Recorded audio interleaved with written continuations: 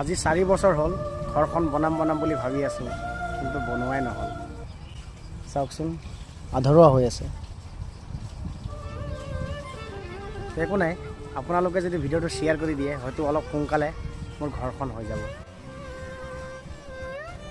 আৰু ইফালে বনি আছে কুঁৱা, অলপ দেখাই আছোঁ। সকলোৰে এটা সপোন থাকে ন গাইজ, যে ঘৰখন অতি সোনকালে হৈ যাওক। আৰু আপোনালোকৰ মৰমৰ আশীৰ্বাদতে ঘৰখন বনাই আছোঁ। আৰু ইফালে হৈ আছে কুঁৱা। চাওক আজি এসপ্তাহ ধৰি কুঁৱা বনাই আছোঁ, কিন্তু কুঁৱাখনো এতিয়া কমপ্লিট হোৱা নাই। চাওক এয়া কুঁৱা, এইটো উঠাব লাগিব না, পুৰা ভাঙি আহি আছে না, ভাঙি আহি। এয়া মামা, সেই আবাই, ইহঁতে বনাই আছে কুঁৱা। আজি হৈ গ'ল, বহুত দিন হৈ গ'ল বনাই আছে, কিন্তু এতিয়ালৈকে কমপ্লিট হোৱা নাই।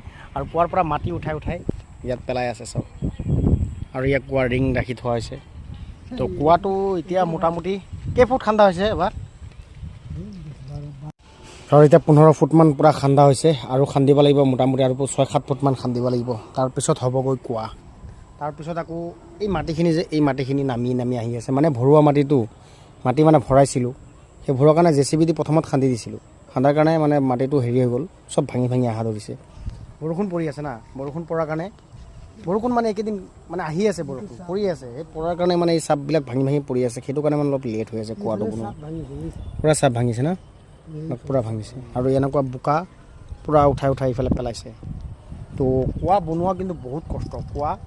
আৰু এটা কথা কি, কুঁৱাৰ পানী খাই কিন্তু ইণ্টাৰেষ্ট আছে, সোৱাদ আছে, যিহেতু কলৰ পানীত আইৰণ হয় বেছি, আৰু কুঁৱাৰ পানীত আইৰণ নহয়েই ক'ব গ'লে।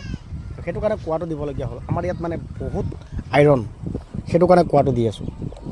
তো দিয়াৰ ভিডিঅ'টো অলপ বেছিকৈ শ্বেয়াৰ কৰি দিব, যাতে সোনকালে মোৰ এই সপোনৰ ঘৰখন কমপ্লিট হৈ যায়।